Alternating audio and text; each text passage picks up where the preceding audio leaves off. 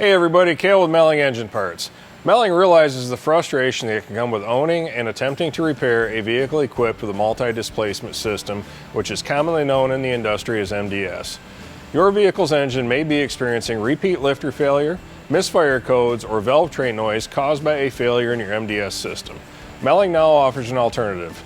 MDK100 is an MDS Delete Kit designed to replace most of the hard parts associated with the MDS system in your Gen 3 HEMI truck engine that uses the MC1411 stock replacement camshaft.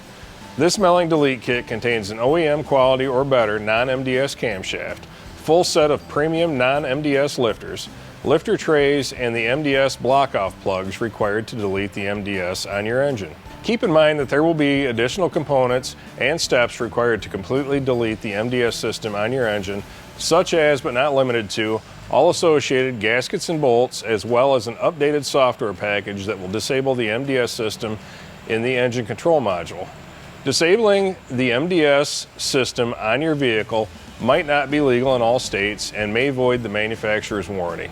Make sure to check out the part finder at melling.com to find the correct kit and components for your specific application. And as always, thanks for watching.